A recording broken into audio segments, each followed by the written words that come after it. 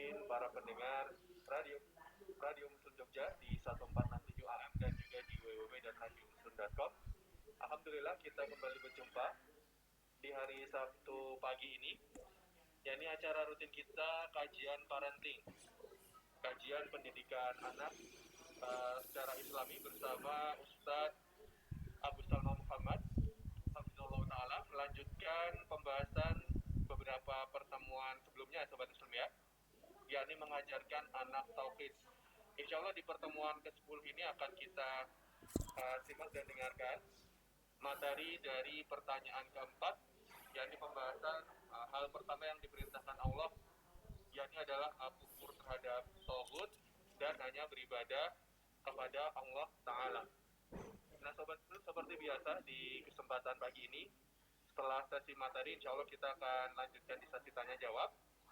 Sobat Muslim dipersilakan yang ingin mengajukan pertanyaan atau konsultasi seputar parenting, silakan disampaikan melalui SMS atau chat WhatsApp ke nomor Radio Muslim di nomor 0823 2727 5333. Dan alhamdulillah kali ini kita telah terhubung secara langsung bersama Ustadz Abu Salma Muhammad.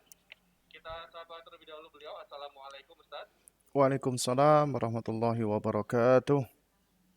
Ya, terima kasih jazakallah khairan Ustadz atas kesempatannya pagi ini. Apa kabar Ustadz? Alhamdulillah Mas Didin sehat. Mudah-mudahan Mas Didin, keluarga dan kawan-kawan juga sehat ya. Amin, amin ya rabbal alamin. Terima kasih Ustadz. Dan baik Sobat Muslim, alhamdulillah kita telah terhubung bersama Ustadz secara langsung. Mari kita persiapkan diri untuk menyimak dan mendengarkan lalu mencatat faedah dan ilmu yang akan beliau sampaikan.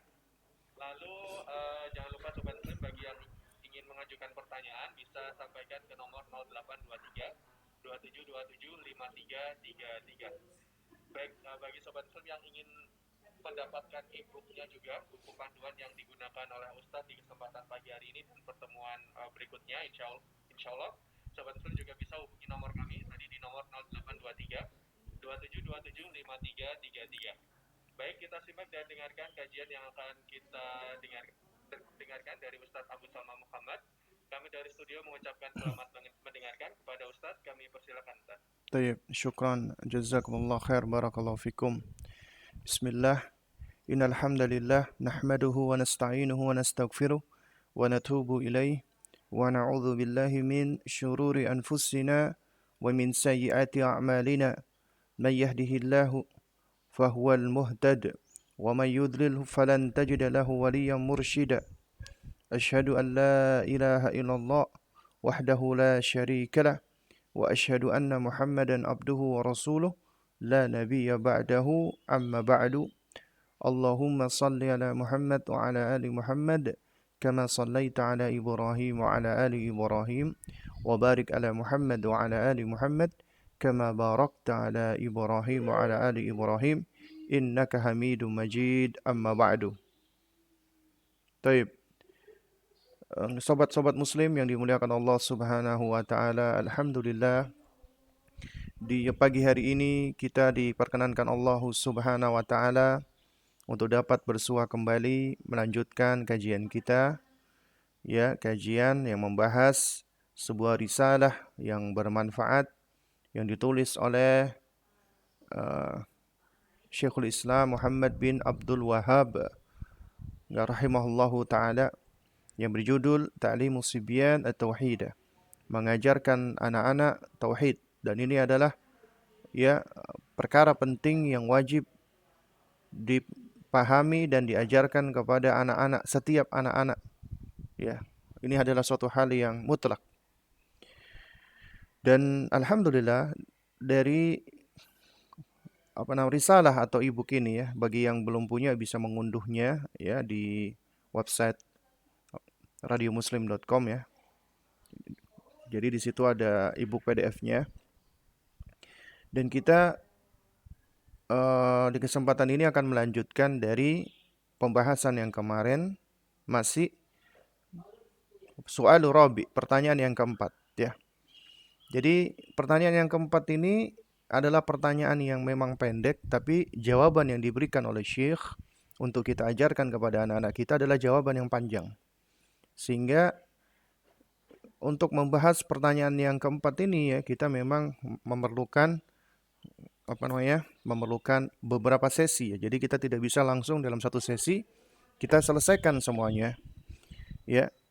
Nah, karena ini adalah permasalahan yang sangat penting sekali, yaitu li ayyi syai'in ya khalaqaka.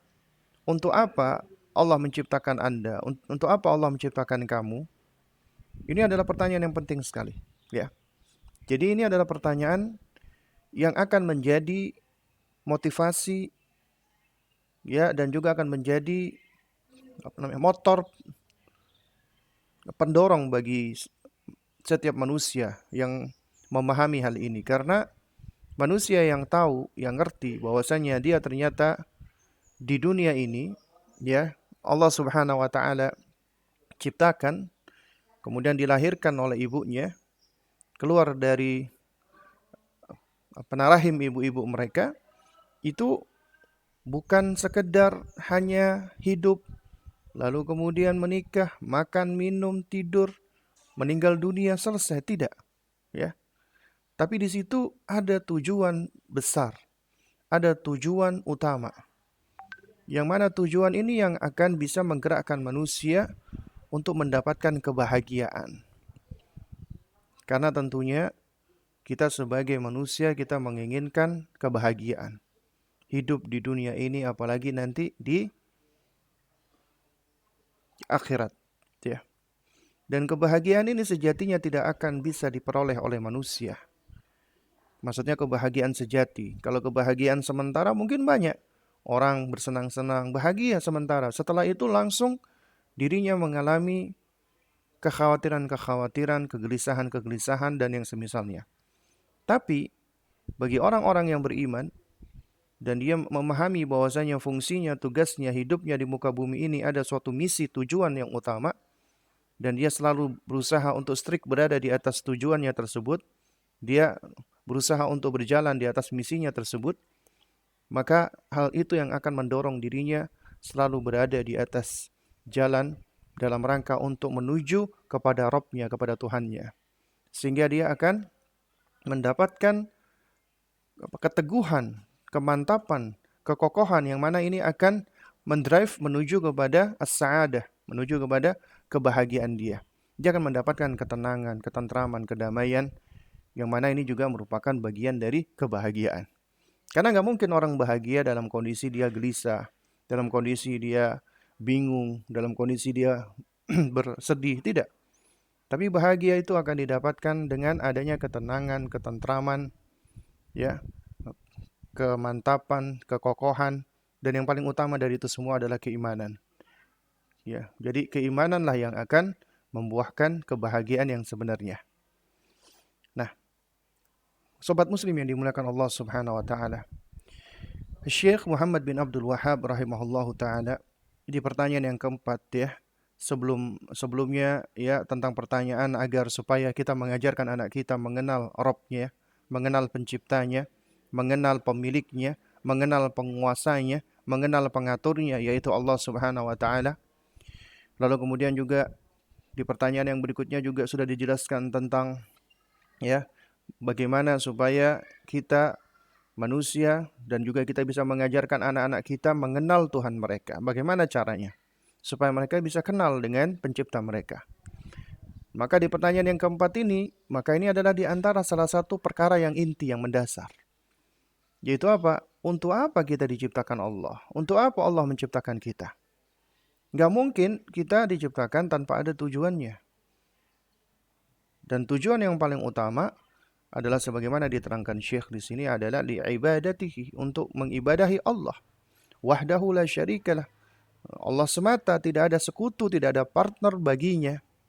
Wa ta'atuhu, dan mentaati Allah Subhanahu wa taala bimtithali ma amara bihi, dengan cara mengamalkan, mempraktekkan apa yang Allah perintahkan, ya, wa tarku ma yanha anhu, dan juga meninggalkan apa yang Allah larang darinya. Karena Allah Subhanahu wa taala berfirman di dalam surat Adz-Dzariyat, "Wa ma khalaqtul jinna wal insa illa liya'budun." Karena tidaklah aku ciptakan jin dan manusia kecuali untuk beribadah. ai liyuwahhidun, kata Abdullah ibnu Abbas radhiyallahu taala anhuma, yaitu untuk mentauhidkan Allah Subhanahu wa taala. Nah, ibadah ini enggak akan bisa tegak kecuali dengan apa? Kecuali dengan kita berusaha untuk melepaskan diri dari lawannya. Lawannya tauhid, yaitu syirik. Ya.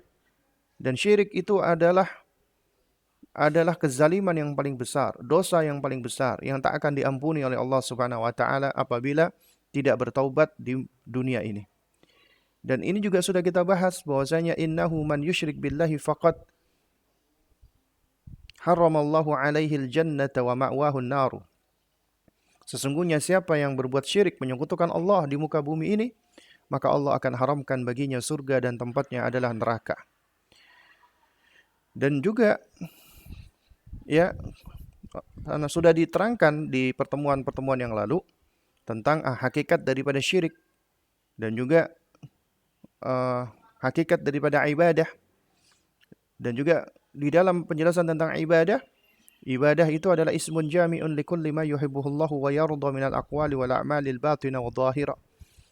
Ibadah itu adalah suatu sebutan yang komprehensif yang mencakup semua apa yang Allah cintai, Allah meridhoinya dari ucapan dan perkataan yang tampak dan yang tak tampak. Kemudian di pertemuan yang terakhir kemarin kita membahas salah satu bentuk ibadah, yaitu doa.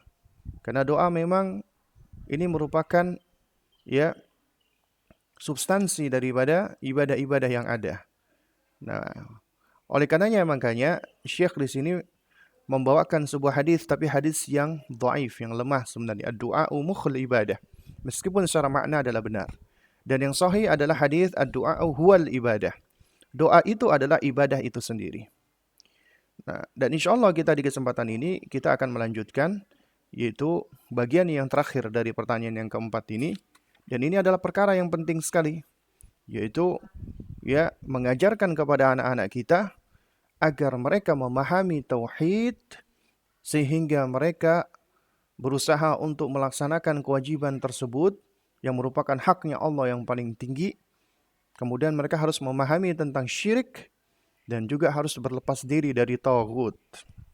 Dan insyaallah di kesempatan ini kita akan membahas tentang taghut ya.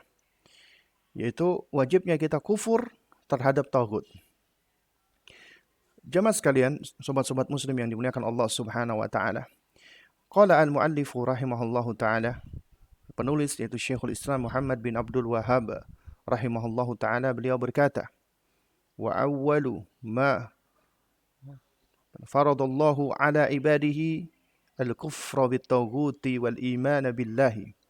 Dan yang pertama kali yang Allah Subhanahu wa taala perintahkan, Allah wajibkan, Allah fardukan bagi hamba-hambanya adalah kufur terhadap taghut dan iman kepada Allah.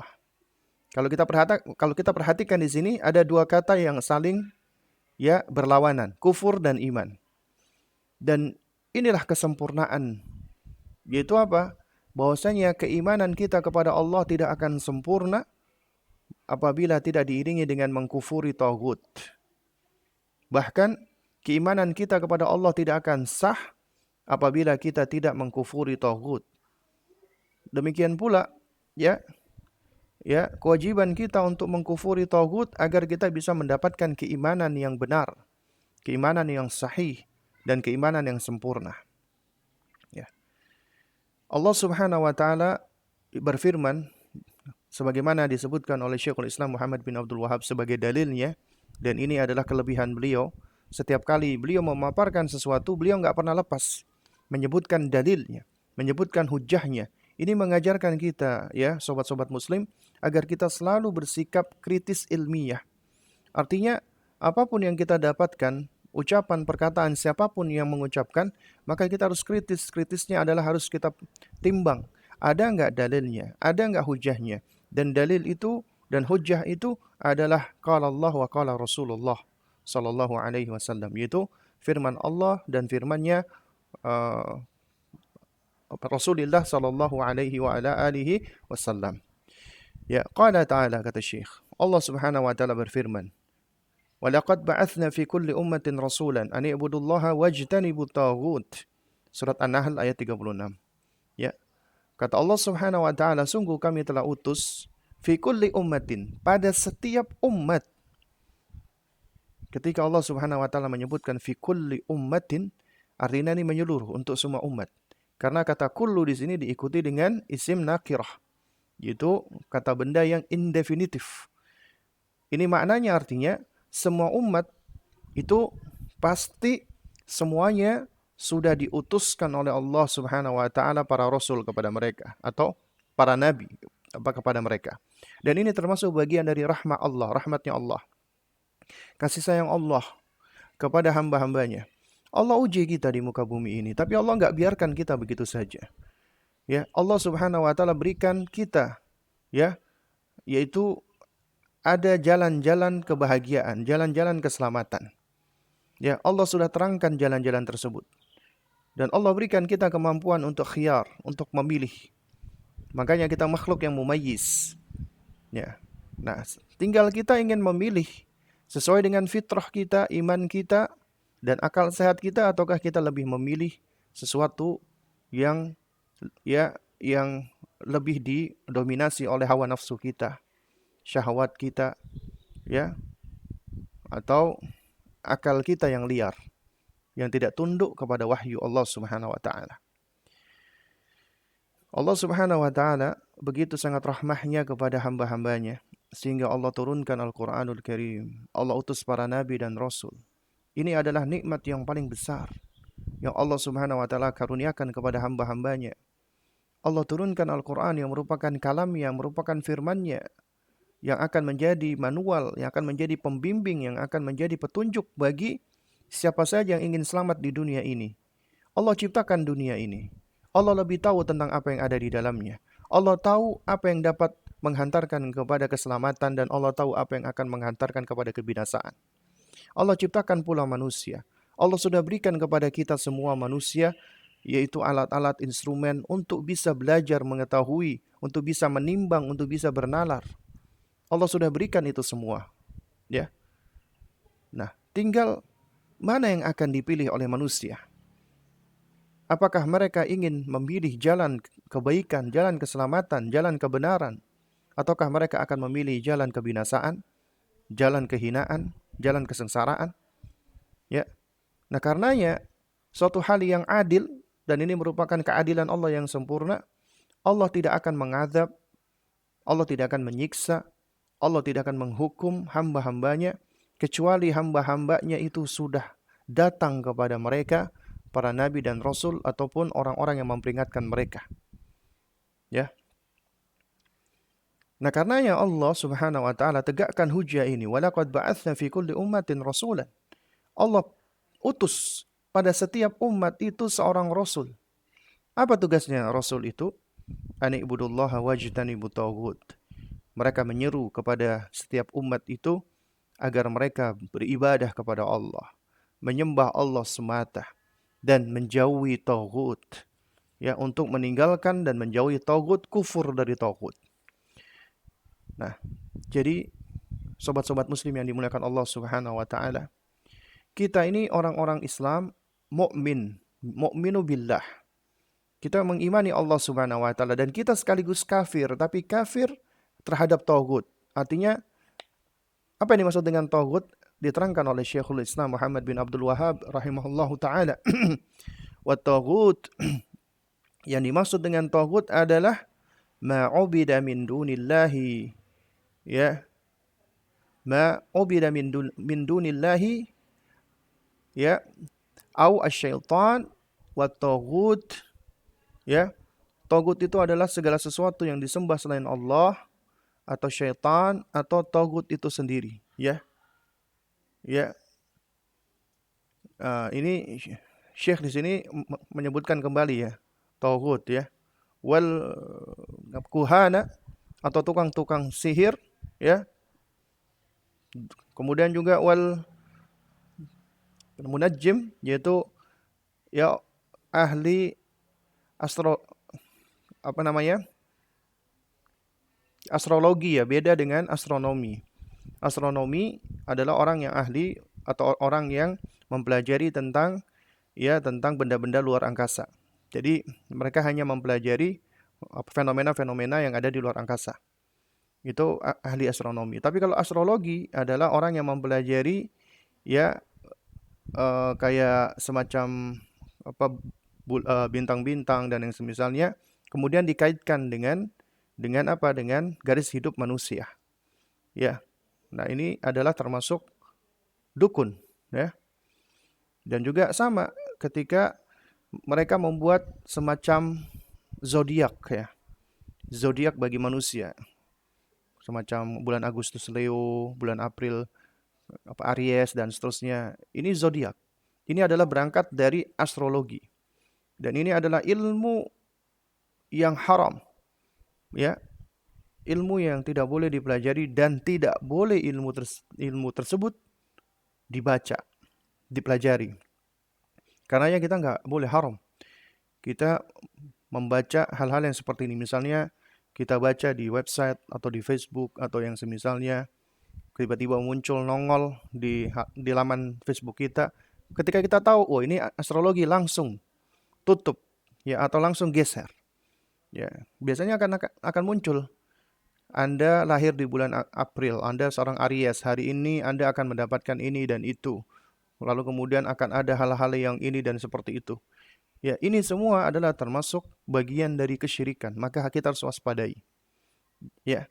Dan orang-orang yang buat seperti ini itu termasuk tagut, ya. Juga diantaranya adalah ya, wa man yahkum bi ghairi ma anzalallah. Siapa yang berhukum dalam segala hal, apapun itu, ya, dengan hukum selain hukum yang Allah turunkan, dan dia ridha dengannya, bukan karena keterpaksaan, ya, bukan karena apa kejahilan. Jadi dia berhukum dengan selain hukum Allah, itu juga termasuk bagian dari tagut, ya. Wa kullu matbu'in muta' ala ghairil haqqi. Dan setiap yang diikuti, yang diteladani, ya, dan yang ditaati, ya, tidak berada di atas kebenaran. Ya, jadi setiap yang diikuti, ditaatinya tidak berada di atas kebenaran. Jadi artinya siapapun yang mengikuti, meniru, mencontoh orang-orang tidak berada di atas kebenaran. Ya. Baik. Qala Al-Allama Ibnu Bas, ya, qala Al-Allama Ibnu Qayyim, ya, afwan. Qala Al-Allama Ibnu Qayyim rahimahullahu taala. Ya. Syekh menukilkan ucapan Al-Imam Al-Allamah Al-Hafidz Ibnu Qayyim rahimahullahu taala, at-taghut, ya. Yang dimaksud dengan taghut adalah ma yujawizu bihil abdu haddahu min ba'budin au matbu'in au muta'in. Yang dimaksud dengan taghut adalah ya yaitu ya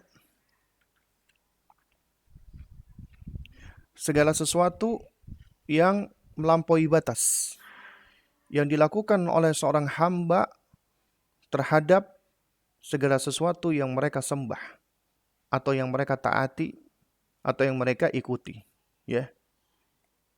Namun tidak berada di atas kebenaran, ya.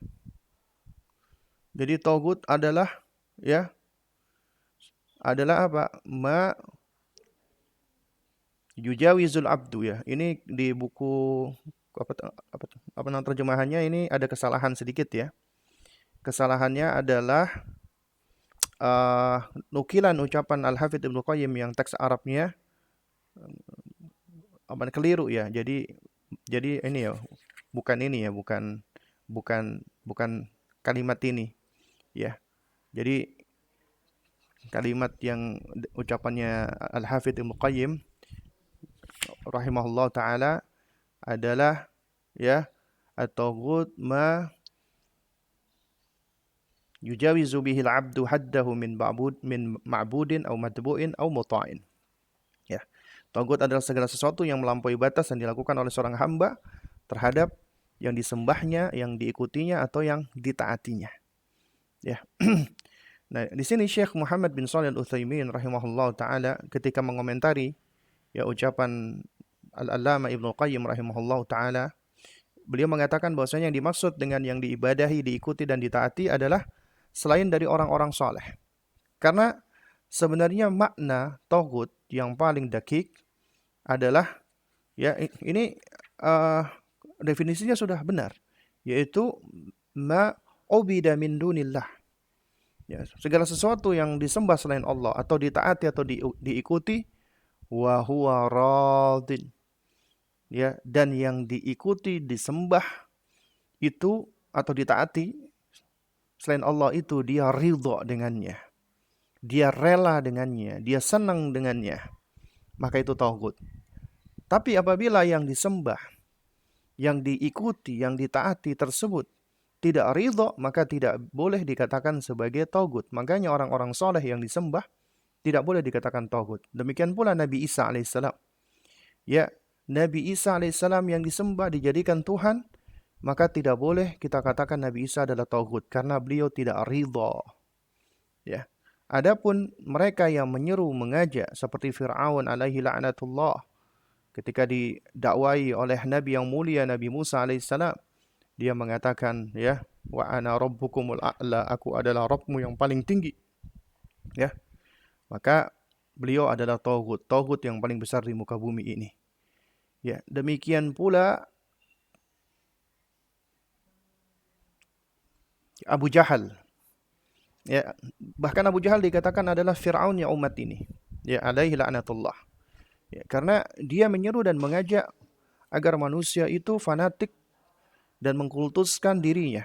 Ya, dan demikian pula siapapun, ya, yang mengajak untuk mengkultuskan dirinya, menaati dirinya, ya, mengagungkan dirinya selain Allah Subhanahu wa taala, maka dia adalah tauhid dan dia ridho, dia senang. Apabila ada orang, siapapun dia, ya, mau dia kalangan disebut dengan ustadz, kiai, habib atau yang semisalnya, kalau dia mengajak manusia agar manusia sujud kepadanya, menaati dirinya, tidak sebagaimana apa maksudnya dengan hak, dengan benar, ya, maka sesungguhnya mereka ini adalah tauhid. Nah, karenanya Syekh Utsaimin mengatakan yang dimaksud dengan ya al-ma'bud wal matbu wal muta', yang diibadahi, yang diikuti dan ditaati adalah selain orang-orang soleh. Adapun orang-orang soleh bukan tauhid, meskipun mereka disembah, meskipun mereka diikuti, meskipun mereka ditaati. Ya. Nah, tapi yang dimaksud tauhid adalah berhala-berhala selain Allah yang disembah. Itulah tauhid. Ulama ulama buruk, ulama jelek yang mengajak kepada dhalalah, kepada kesesatan, kepada kekufuran, kepada kebid'ahan, atau ulama-ulama yang mengajarkan untuk menghalalkan apa yang Allah haramkan atau mengharamkan apa yang Allah halalkan, maka mereka adalah tauhid.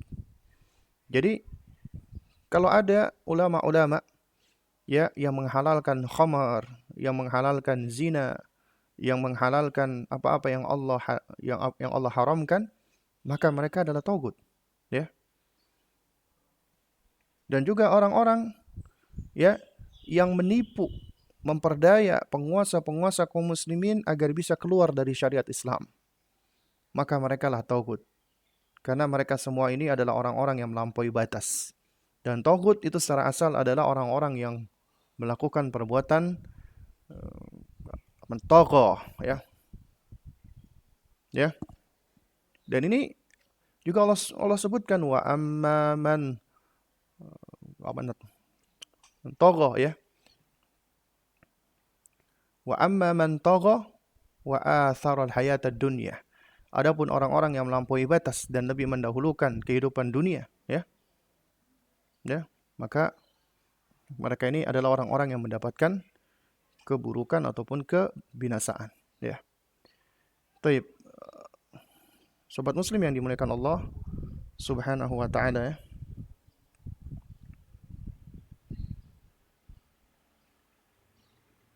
Ya.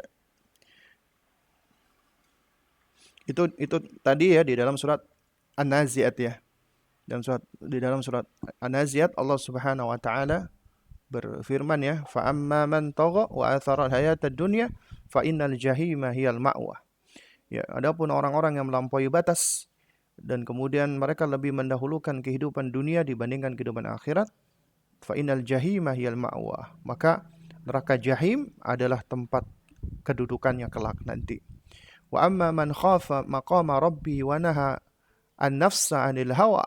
Adapun orang-orang yang takut dengan kedudukan Rabbnya, kemudian mencegah jiwanya, dirinya dari hawa nafsunya, fa innal jannata hiyal ma'wa, maka surga adalah tempat kedudukannya kelak nanti. Taib. Jamaah sekalian, sobat-sobat muslim yang dimuliakan Allah Subhanahu wa taala, ya. Apabila kita perhatikan ya, sebenarnya mengajarkan anak-anak tauhid ini adalah merupakan metode yang sudah dilakukan, dilaksanakan, diimplementasikan oleh orang-orang atau para salaf dahulu, ya. Di dalam ya kitab judulnya Al-Ihtifalu bi Ahkami, ya, wa Adabil Atfal, ya, yaitu Arba'una Hadithan fi Sibyan, karya Syekh Adil bin Abdullah bin Ali Hamdan Al-Ghamidi, ya. Di dalam syarah hadis yang kedua, yaitu hadis tentang hadis nasihat Nabi kepada Ibnu Abbas radhiyallahu taala anhuma, ini juga sudah kita bahas ya. Yaitu ya ghulam inni uallimuka kalimat ihfadillah yahfadka ihfadillah tajidhu tujahaka. Ya, wahai bocah, wahai nak, ya, sungguh aku akan ajarkan kamu sejumlah kalimat, jagalah Allah niscaya Allah menjagamu, dan jagalah Allah niscaya Allah kan engkau dapati ada di hadapanmu, atau Allah akan selalu menolongmu. Idza sa'alta fas'alillah wa idza sta'anta fasta'in billah, dan seterusnya, ya. Nah, di sini ya, di faidah yang keenam, ya, Syekh Adil Al-Ghamidi hafizahullah, beliau menerangkan bahwasanya ya dalla al-haditsu ala ihtimami Nabi sallallahu alaihi wasallam bi ta'limi sibyani at-tauhid was sunnah. Hadis ini menunjukkan bahwasanya Nabi sallallahu alaihi wasallam itu menaruh perhatian untuk mengajarkan anak-anak kecil tauhid dan sunnah, ya. Kemudian di poin yang ketujuh, faedah yang ketujuh, beliau menerangkan lagi, ya, kana Nabi sallallahu alaihi wa ala alihi wasallam yabda'u bi ta'limi sibyan at-tauhid wal iman qabla ta'limihim al-Qur'an. Ya, Nabi sallallahu alaihi wasallam itu mengawali untuk mengajarkan anak-anak kecil itu tauhid dan iman sebelum Nabi mengajarkan Al-Qur'an. Lalu kemudian beliau menukilkan, ya, athar dari Jundub bin Abdullah Al-Bajali, ya, sebagaimana diriwayatkan oleh Al-Imam Ibnu Majah, ya, di dalam sunannya, kemudian diriwayatkan pula oleh Al-Imam Ibnu Mandah di dalam kitab Al-Iman, dan Al-Imam Al-Baihaqi di dalam Al-Kubrah, ya, dengan sanad yang sahih, ya, yaitu Jundub bin Abdullah Al-Bajali radhiyallahu taala anhu, beliau menceritakan, ya, kunna ghilmanan hazawiratan ma'a Rasulillah sallallahu alaihi wa ala alihi wasallam. Kami ketika itu masih kanak-kanak tapi sudah hazawirah, menjelang balik usia 10 tahun ke atas maksudnya.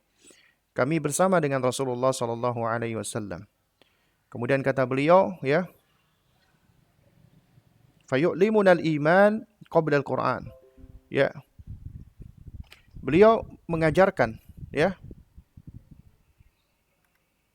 Ya, beliau mengajarkan Al-Qur'an, ya. Baik, ini mohon maaf ya sebentar. Baik. Ya, beliau mengajarkan Al-Qur'an beliau mengajarkan iman sebelum mengajarkan Al-Qur'an. Tsumma yu'allimunal Qur'an fazdadna bihi imanan.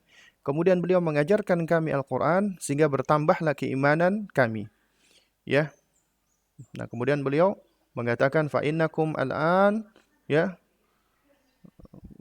ta'lamun al-Quran qabla al-iman, ya. Adapun kalian sekarang adalah kalian lebih mendahulukan mempelajari Quran sebelum mempelajari keimanan, ya. Lalu kemudian, ya, di faedah yang ke-8 ini juga sangat baik sekali, ya. Ya. Beliau mengatakan bahwasanya, ya, demikian pula para salafus salih. Laqad sara as-salafus salih ala hadzal manhaj. Ya, para salafus salih mereka mengikuti manhaj al-qawim, manhaj yang lurus ini fi ta'limi sibyanihim, di dalam mengajari anak-anak mereka. Ya. Fakanu yabda'una bitalqinihim wa ta'limihim at-tauhid wal iman wa sunnah mundu sigharihim, ya. Dan mereka itu memulakan atau mengawali dengan cara mentalkin mereka, talqin dulu. Baru kemudian ta'lim, baru kemudian mengajarkan mereka. Kenapa talqin? Karena indera yang pertama kali berkembang pada anak adalah pendengaran, sehingga itu fase tasmi' dan talqin. Talqin supaya mereka pertama kali belajar bicaranya, belajar ta'bir, belajar pronunciation, belajar ngomong adalah dengan kalimat-kalimat yang baik. Di antaranya kalimat-kalimat thayyibah, di antaranya kalimat tauhid, di antaranya adalah la ilaha illallah.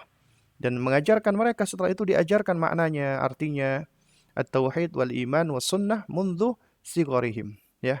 Hatta yansha'a as-sabi muwahhidan sunniyan, agar anak-anak itu mereka akan tumbuh menjadi seorang muwahhid yang mentauhidkan Allah, sunniyan yang mengikuti sunnah Nabi sallallahu alaihi wasallam, la tadurruhu al-ahwa'u walal fitanu biiznillah ta'ala.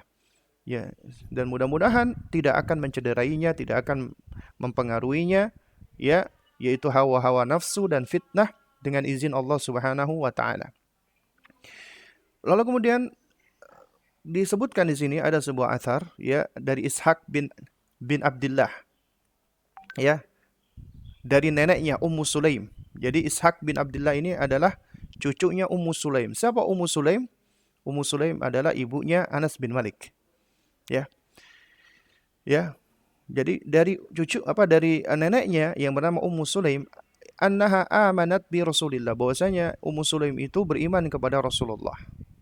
Ya, qalat, kemudian beliau bercerita, faja'a Abu Anas, bapaknya Anas, suaminya, datang. Ya, wa kana ghaiban, ya. Jadi sebelumnya dia enggak ada, lalu dia datang. Ya. Ya. Nah, baik. Ya, sebentar. Sobat muslim yang dimuliakan Allah Subhanahu wa taala, ya. Ya. Jadi di dalam athar ini, ya, ini atharnya cukup panjang, ya. Ummu Sulaim, beliau menceritakan bahwasanya, ya, ketika Ummu Sulaim itu menyusui Anas bin Malik, ya. Ya, suaminya datang, apakah engkau menyusuinya? Ya, aku menyusui Anas bin Malik, ya. Dan aku walakinni amantu bihadzal rajul. Aku mengimani laki-laki ini, yaitu mengimani Rasulullah. Ya. Kemudian beliau menceritakan, ya. Ya, akhirnya beliau pun ketika Anas masih disusui, itu ibundanya Anas, Ummu Sulaim, dan ini bisa kita contoh sebenarnya. Beliau sudah mentalkin Anas dengan mengucapkan kalimat la ilaha illallah. Qul, ya, ucapkan wahai Anas, la ilaha illallah. Qul, ucapkanlah wahai Anas, asyhadu anna Muhammadan Rasulullah. Qala fa'ala, ya. Lalu kemudian bapaknya Anas itu yang masih kafir, ya, dia mengatakan, ya, la tusidi alayya ibni, ya, janganlah engkau merusak, ya, janganlah engkau merusakkan anak-anakku, ya. Ya. Kemudian kata ibundanya Anas, Ummu Sulaim, inni la ufsiduhu, aku enggak merusaknya. Ya. Lalu kemudian diceritakan, ya, setelahnya kemudian Malik Abu Anas, dia berjumpa dengan musuh, kemudian dia pun terbunuh, ya. Nah, jadi intinya Ummu Sulaim ketika menikah dengan bapaknya Anas itu masih kafir. Jadi Ummu Sulaim masuk Islam duluan. Ketika dia masuk Islam, itu subhanallah, ya, beliau langsung mentalkin Anas dari semenjak kecilnya dengan kalimat-kalimat thayyibah. Nah, oleh karenanya makanya tidak heran ketika Anas bin Malik itu beranjak dewasa menjadi salah seorang yang istimewa. Beliau menjadi pelayannya Rasulullah, asistennya Rasulullah, dan orang yang dekat dengan Rasulullah. Ya, karenanya ya. Baik, ini bolak-balik putus ya. Taib. Nah, karenanya ya, ketika Anas bin Malik ya radhiyallahu taala anhu itu sudah berusia ya kanak-kanak, usia tufulah. Kemudian Rasulullah SAW itu sampai ke Madinah, langsung Ummu Sulaim menemui Rasulullah dan langsung menyampaikan kepada Rasulullah bahwasanya anaknya ini ya dia tawarkan kepada Rasulullah untuk menjadi pelayannya Rasulullah sallallahu alaihi wasallam. Taib. Ya, nggak terakhir ya. Jadi insyaallah kita lanjutkan setelah itu dengan tanya jawab ya. Ya.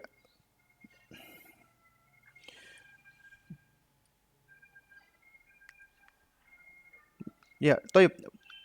Masih di dalam kitab yang sama ya. Di sini disebutkan juga sebuah athar dari Ibnu Abi Syaibah rahimahullahu taala ya. Beliau membawakan athar dari Ali ibn Husain rahimahullah. Kana Ali ibn Husain rahimahullah yu'allimu waladahu wa yaqul qul amantu billah wa kafartu bitaghut. Nah, Ali ibn Husain itu sudah mengajarkan anaknya untuk mentalkin anaknya mengucapkan qul amantu billah wa kafartu bitaghut. Amantu billah kafartu bitaghut. Aku mengimani Allah dan aku kufur kepada taghut. Aku mengimani Allah dan aku kufur kepada taghut. Jadi mulai dari kecil anak-anak sudah diajarkan seperti ini. Sudah ditalkinkan seperti ini, ya. Ya.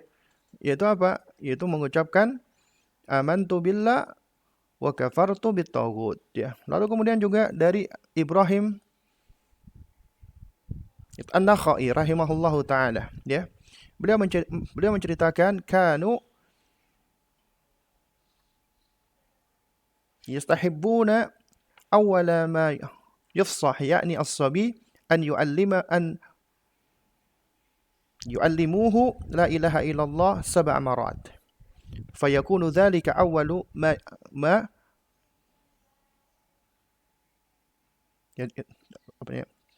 yatakallam ya. Dari Ibrahim An-Nakhai rahimahullah, beliau mengatakan mereka para salaf dahulu ya, mereka menyenangi bahwasanya pertama kali ya yang mereka ajarkan kepada anak-anak untuk bisa berbicara ya adalah mereka mengajarkan la ilaha illallah 7 kali. Dan ini adalah yang pertama kali mereka berbicara. Ya.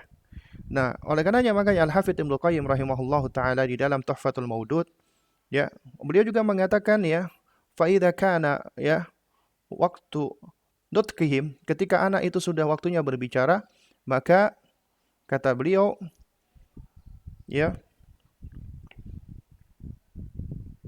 falyulakkinu, maka talkinkanlah la ilaha illallah Muhammad Rasulullah. Itu yang pertama kali. Ya. Wal yakun awwala ma yuqri'u masami'uhum ma'rifatullah subhanahu wa tauhidahu. Ya. Jadi talkinkan la ilaha illallah Muhammad Rasulullah sehingga apa yang pertama kali ya itu didengar oleh indera pendengaran mereka adalah mengenal Allah Subhanahu wa taala dan mentauhidkannya. Ya, wa annahu subhanahu fawqa arsyihi. Jadi talkinkan pula bahasanya Allah Subhanahu wa taala itu berada di atas arsy-Nya. Beristiwa di atas arsy-Nya, berada di atas arsy-Nya. Yanzuru ilaihim, melihat mereka, melihat anak-anak tersebut. Ya. Wa yasma'u kalamahum, mendengarkan perkataan-perkataan mereka. Artinya kita ajarkan ya Allah itu adalah Al-Basir, As-Sami, Maha melihat, Maha mendengar. Allah melihat ya semuanya. Allah mendengar semuanya. Wa huwa ma'ahum aina makanu, ya. Dan Allah itu bersama mereka dimanapun mereka berada. Maksudnya adalah ilmu Allah, pengetahuan Allah berada di mana-mana. Bukan zatnya Allah, ya. Ya. Nah, juga kemudian disebutkan wa kana banu Israil katsiran ma ya itu apa namanya? Yusammuna auladahum bi Immanuel. Ya, dahulu Bani Israel mereka banyak memberikan nama anak-anak mereka dengan nama Immanuel. Makna hadhil kalimah, ya, arti dari kalimat Immanuel ini adalah ilahuna ma'ana. Rabb kami, Tuhan kami bersama dengan kami. Ya, itu orang-orang Bani Israel. Wa lihadza kana ahabbul asma' ilallah. Nah, karena itulah nama yang paling disenangi oleh Allah adalah Abdullah wa Abdurrahman, hamba Allah dan hambanya Ar-Rahman. Ya. Sehingga apa? Idza wa'a at-tiflu, ya, wa aqala alima annahu Abdullah. Annahu, ya, Abdullah, ya. Jika anak itu sudah mulai paham, sudah mulai berakal, sudah mulai bernalar, dia akan tahu dia dari namanya dirinya adalah hamba Allah. Ya. Wa anna Allaha huwa sayyiduhu wa maulahu. Dan Allah itu adalah sayyidnya, ya, dan adalah apa namanya? Adalah pelindungnya. Ya. Taib. Jadi jamaah sekalian, para abah dan para ummahat, ya, sobat-sobat muslim yang dimuliakan Allah, jika kita perhatikan ya, sebenarnya dahulu para salaf mereka sudah ya sangat concern sekali mengajarkan anak-anak mereka tauhid, ya. Dan ini dimulai dari semenjak dini, ya. Mulai dari semenjak dini mereka sudah mentalkinkan maksud saya, ya, kalimat-kalimat thayyibah seperti ini. Baik. Ya, dikarenakan sekarang sudah pukul 9.48 ya, dan insyaallah ya masih ada waktu ya, kurang lebih sekitar 12 atau 13 menit untuk bertanya jawab. Baik, untuk kesempatan berikutnya tentang soal jawab ya akan kami serahkan kepada Mas Didin ya. Taib. Itu Mas Didin, bagaimana Mas? Apa sudah ada pertanyaan yang masuk, Mas? Baik, alhamdulillah sudah, Ustaz. Taib. Baik, jazakallahu khairan Ustaz atas penyampaian materi di kesempatan pagi hari ini. Alhamdulillah, muslim. Baru saja tadi kita dengarkan kelanjutan kajian rutin kita setiap hari Sabtu pagi bersama Ustaz Abu Salma Muhammad. Kelanjutan mengajarkan anak tauhid pertemuan ke-10 pagi hari ini. Kita ada beberapa pertanyaan Ustaz yang insya Allah akan kita bacakan dari sobat muslim dan pendengar. Pertanyaan pertama, Bismillah, izin bertanya Ustaz, qadarullah saya punya orang tua yang belum memahami sunnah. Saat anak-anaknya berbuat salah itu dibiarkan. Saya sebagai kakak menasihati adik-adik, namun qadarullah malah saya yang dimarahi orang tua, sekalipun saya menasihati adik dengan baik. Pertanyaannya, sebenarnya batasan saya dalam menasihati adik-adik dan anak-anak dari orang tua saya itu sejauh mana Ustaz? Apakah saya harus diam saja saat adik saya melakukan pelanggaran syariat? Mohon penjelasannya Ustaz. Taib ya. Barakallahu fiik ya. Jadi sebenarnya memang anak itu ya menjadi tanggung jawab orang tuanya. Orang tua yang akan diminta pertanggungjawaban oleh Allah Subhanahu wa taala tentang anak-anaknya, ya. Namun memang ya seorang kakak, seorang abang, seorang mbak ya yang juga merupakan anak ya. Lalu kemudian ketika dia melihat adik-adiknya dan dia mampu untuk mengingkari ataupun menasehati, maka ini juga merupakan kewajiban bagi dirinya. Tapi tidak sebagaimana orang tuanya. Orang tua yang memiliki kewajiban utama. Dan yang bahkan yang akan dihisab oleh Allah Subhanahu wa taala adalah tanggung jawab orang tua ini. Nah, karena itu ya kita sebagai anak-anak ya, maka kita wajib mencintai orang tua kita, ya. Kita menyayangi orang tua kita. Dan apa caranya? Di antara cara kita menyayangi orang tua kita adalah kita berbakti kepada mereka. Ya. Kita birrul walidain. Di antara birrul walidain, berbakti kepada mereka adalah mentaati mereka di dalam perkara-perkara yang baik. Ya, di dalam perkara-perkara yang baik kita mentaati mereka.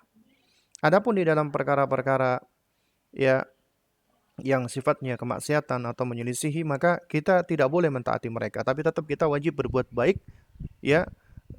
Kita tetap wajib untuk memperlakukan mereka dengan baik, menunaikan hak-hak mereka. Dan diantaranya juga menasehati mereka dengan cara yang baik, ya. Dan Memang menasihati orang tua bukanlah suatu hal yang mudah, karena kita dianggap masih anak-anak, kita dianggap kamu belum ngerti dan seterusnya. Tapi ini sebenarnya tidak menjadi penghalang kita untuk menunjukkan sayang kita kepada orang tua kita. Dan di antara bentuk sayang dan cinta adalah kita menasihati mereka karena Allah. Meskipun akhirnya nanti mereka marah, mereka akhirnya ya nggak suka, mereka mencemooh kita, itu adalah bagian resiko daripada dakwah. Sebagaimana baginda Nabi yang mulia alaihi salatu wassalam, ketika beliau berdakwah, juga diantaranya beliau dakwah kepada keluarga-keluarganya, beliau ditentang oleh paman-pamannya, ya, oleh keluarga-keluarganya sendiri, oleh bibi-bibinya, ya, bahkan beliau dicemooh, ya. Tapi hal ini tidak menyebabkan beliau surut, ya. Dan ini menunjukkan bukti sayang. Kenapa? Karena hidayah Allah itu adalah suatu hal yang paling bernilai di muka bumi ini. Dan kita menginginkan orang-orang yang kita sayangi itu mendapatkan hidayah tersebut. Juga termasuk orang tua kita. Makanya kita tetap harus wajib, ya harus terus berusaha mendakwai mereka dengan sebaik-baiknya, dengan cara yang baik, dan juga mendoakan mereka. Ya. Dan yang namanya mendakwai orang tua tidak mesti harus dengan lisan. Ya. Jadi tidak mesti harus dengan lisan, ya. Jadi bisa pula kita mendakwai mereka, oh ya, orang tua maksudnya keluarga kita, orang tua kita, yaitu ad-da'watu bil hal, dakwah dengan apa? Dengan perbuatan, dakwah dengan akhlak, dakwah dengan sikap, dengan sifat dan seterusnya. Itu yang insya Allah lebih efektif. Jadi tetap kita wajib mengingatkan orang tua kita dan juga kita sampaikan kepada mereka, kita sayang dengan mereka dan kita menginginkan kebaikan. Lalu kemudian juga kita sampaikan kita sayang dengan adik-adik kita, ya. Dan adik-adik ini nanti insya Allah anak-anaknya orang tua kita itu nanti semua akan diminta pertanggungjawabannya oleh Allah Subhanahu Wa Taala. Nah, dikarenakan sayangnya kita dengan orang tua kita dan juga dengan adik-adik kita, ya, supaya hisabnya Allah Subhanahu Wa Taala itu tidak begitu besar, ya, bagi mereka. Nah, karena itu makanya kita tetap ajarkan adik-adik kita kebaikan-kebaikan, nasihati mereka. Apabila mereka melakukan perbuatan yang mungkar, kita ingkari, ya, dengan cara yang baik, ya. Misalnya orang tua kita protes kepada kita, biarin dan lain sebagainya, maka kita tidak mengikuti perintah orang tua kita yang menyelisihi Allah Subhanahu wa taala. Kita lebih mendahulukan perintah Allah Subhanahu wa taala. Allah memerintahkan kita, Rasulullah memerintahkan kita untuk mengingkari kemungkaran. Ya, Nabi SAW itu juga sudah mengajarkan kepada kita. Kata Nabi SAW, man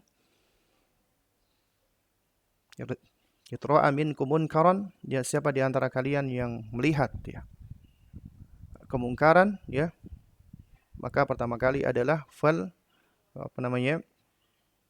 yughayyir biyadihi, maka hendaklah dia ubah dengan tangannya. Mengubah dengan tangan ini tidak bisa dilakukan oleh setiap orang. Mengubah dengan tangan ini adalah bisa dilakukan oleh orang-orang yang memiliki kemampuan, memiliki kekuatan, memiliki wewenang, memiliki kekuasaan. Di antaranya orang tua terhadap anaknya. Orang tua memiliki wewenang, tanggung jawab, kekuasaan terhadap anaknya. Apabila anaknya melakukan kemungkaran, wajib diingkari dengan tangannya terlebih dahulu. Misalnya anaknya lagi, merokok, maka orang tuanya langsung menghentikan, ambil rokoknya, lalu langsung dibuang, ya. Dan demikian pula misalnya ada seorang kakak ngelihat adiknya akan ngomong kotor. Jadi ketika adiknya lagi mau ngomong kotor, dia dekati adiknya, dia tutup mulutnya misalnya dengan tangannya, ya.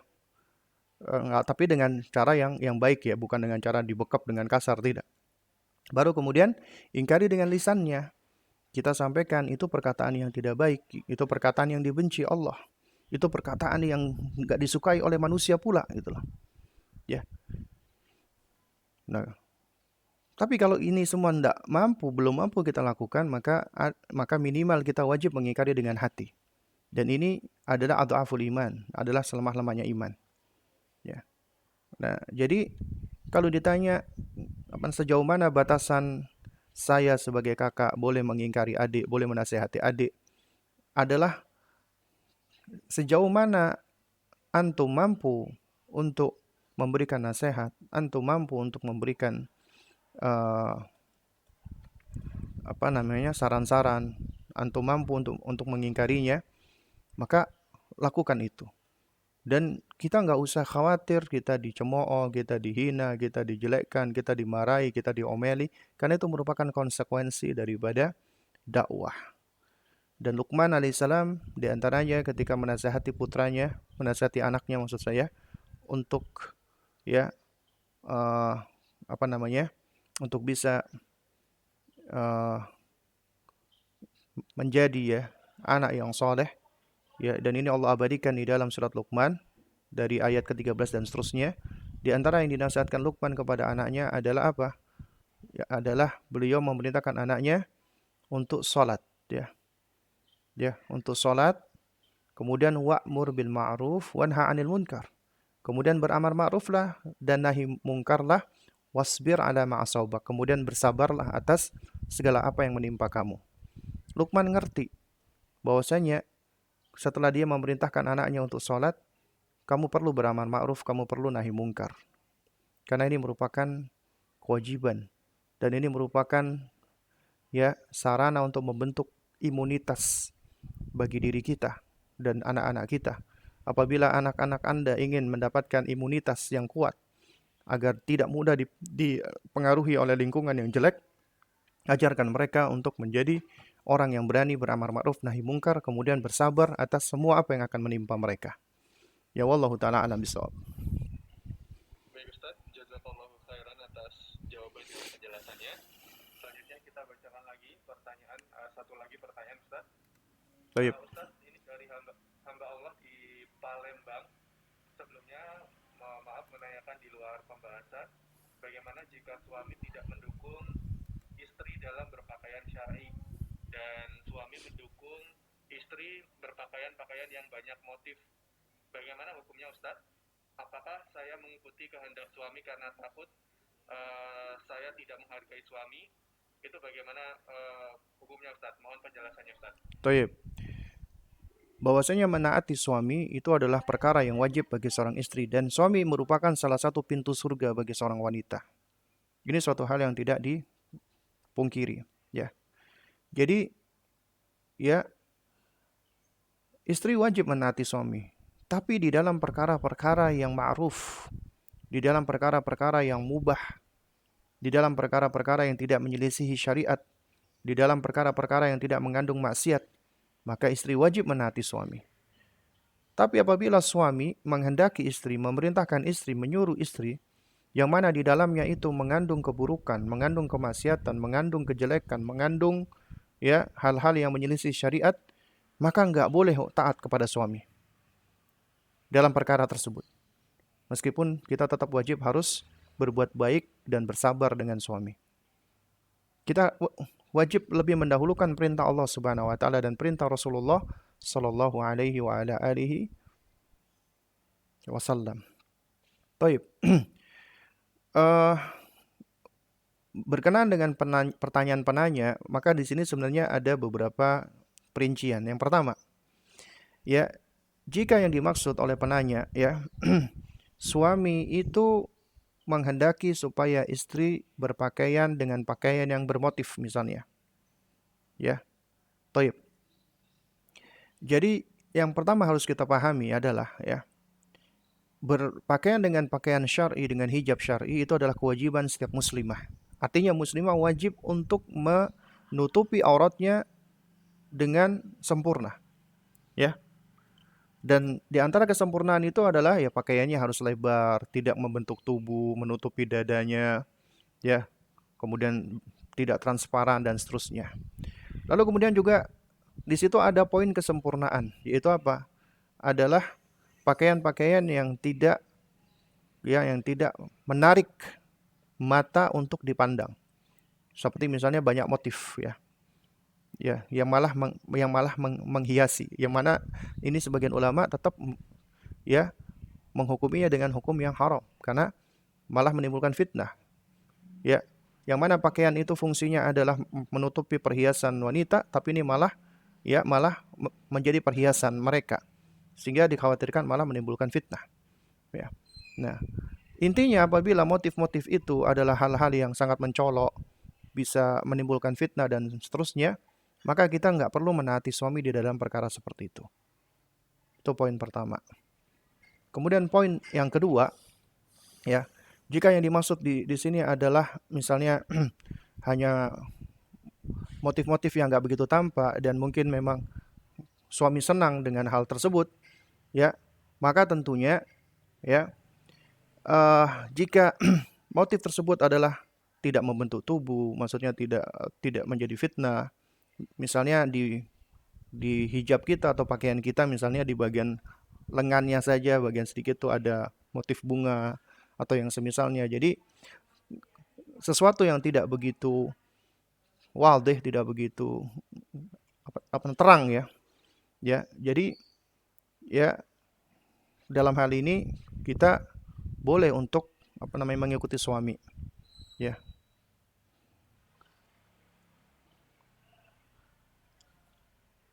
Sebab kenapa? Sebab bisa jadi, ya, motif-motif yang tidak begitu menimbulkan fitnah tadi, ya. Jadi itu cuman mungkin ada semacam motif bunga atau gambar bunga, ya. Itu, ya, itu mungkin oleh sebagian ulama, ya, paling banter akan dihukumi makruh, suatu hal yang dibenci. Ya, sedangkan menaati suami bahkan di dalam perkara yang mubah itu adalah suatu hal yang wajib. Nah, jadi dalam hal ini maka kita, ya, lebih utama kita mengikuti suami dalam rangka untuk juga menghindarkan keburukan. Tapi sekali lagi yang perlu digarisbawahi, jika motif tersebut adalah motif-motif yang bisa menimbulkan fitnah atau misalnya juga keluar dari batasan syariat, ya, suami misalnya nyuruh istri pakai pakaian meskipun berjilbab tapi pakaiannya ketat atau membentuk tubuh misalnya, maka ini tidak boleh menaati suami di dalam perkara seperti ini, ya. Meskipun suami marah. Karena apa? Karena kita lebih mendahulukan, ya, keridhaan Allah Subhanahu wa taala dibandingkan keridhaan suami. Karena ridhonya Allah mutlak. Mencari ridhonya suami itu harus berada di bawah ridhonya Allah Subhanahu wa taala. Bahkan seorang istri pun diperintahkan untuk menaati suami yang memerintahkan Allah dan Rasulnya. Tentunya ketaatan kepada Allah dan Rasulnya lebih didahulukan dan lebih mutlak daripada mentaati suami. Nah, oleh karena itu apabila suami tidak memerintahkan istri atau bahkan suami malah nyuruh istri untuk melakukan hal-hal yang melanggar syariat, maka tidak boleh menaati suami di dalam perkara-perkara tersebut, ya. Dan yang dilakukan oleh istri, kalau misalnya suaminya marah, suaminya ngamuk atau maksa, maka istri harus belajar bersabar di situ, ya. Insya Allah di balik kesabarannya akan membuahkan pahala, ya. Dan juga doakan suami dan juga ingkari suami dengan cara yang baik, ya. Artinya nasihati suami dengan cara yang baik, ya. Sampaikan kebaikan dengan cara yang baik pada suami. Dan jangan lupa doakan, mudah-mudahan Allah memberikan dirinya hidayah. Nah, cuman kalau misalnya suami pengen istrinya pakai baju, tapi itu di hadapan suami, ya, di dalam rumahnya, maka itu bebas, ya, dengan pakaian apapun, ya, asalkan tidak berlebihan dan tidak meniru-niru orang-orang kafir, ya. Jadi boleh, misalnya wanita mengenakan pakaian apapun yang dikehendaki suami, asalkan itu di hadapan suami saja dan di rumah. Karena kalau sudah di luar rumah, maka, ya, di situ ada kewajiban yang harus ditunaikan, yaitu untuk melindungi diri dari mata-mata selain suaminya, pandangan-pandangan selain suaminya. Bahkan ini termasuk menjaga haknya suami. Karena itu, ya, jika suami menyuruh kita untuk misalnya mengenakan pakaian-pakaian yang dapat menarik pandangan, maka kita sampaikan kepada suami, ya, bahwasanya, Mas, ya, kalau aku ini, ya, adalah hakmu, ya, aku ini adalah istrimu dan yang berhak untuk memandangi aku itu cuman kamu, gitu loh. Jadi tidak boleh laki-laki yang lain itu boleh menikmati aku, gitu loh, ya. Jadi intinya ya kita sampaikan dengan cara yang baik, ya kemudian sentuh pula akalnya, dan kita melakukan ini sebenarnya karena kita care sama suami, kita sayang sama suami, ya insya Allah mudah-mudahan Allah akan memberikan hidayah untuk sang suami tersebut. Wallahu taala a'lam bishawab. Ya. Baik, jazakallahu khairan Ustaz atas jawaban dan penjelasannya. Dan itu adalah pertanyaan terakhir Ustaz di kesempatan pagi menjelang siang hari ini. Sekali lagi jazakallahu khairan Ustaz atas jawaban-jawaban dan materi yang sebelumnya disampaikan. Alhamdulillah Sobat Muslim, baru saja kita ikuti dan simak kembali kajian rutin kita bersama Ustadz Abu Salma Muhammad Hafizullah Ta'ala, melanjutkan kajian rutin parenting Islami, mengajarkan anak-anak tauhid. Dan pada pembahasan itu hari ini kita masuk di pembahasan ke-10 ya, yakni tentang mengingkari segala sesembahan selain Allah dan hanya beribadah kepada Allah semata. Insya Allah kajian ini rutin setiap hari Sabtu pagi mulai pukul 9 waktu Indonesia Barat. Bisa Sobat Muslim dengarkan dan simak di Radio Muslim Jogja 1467 AM dan di streaming www.radiomuslim.com. Demikian, jazakumullahu khairan. Terima kasih atas kebersamaan dan perhatiannya. Dan kita akhiri dengan doa kafaratul majelis. Subhanakallahumma wa bihamdika asyhadu an la ilaha illa anta astaghfiruka wa atubu ilaik. Wassalamualaikum warahmatullahi wabarakatuh.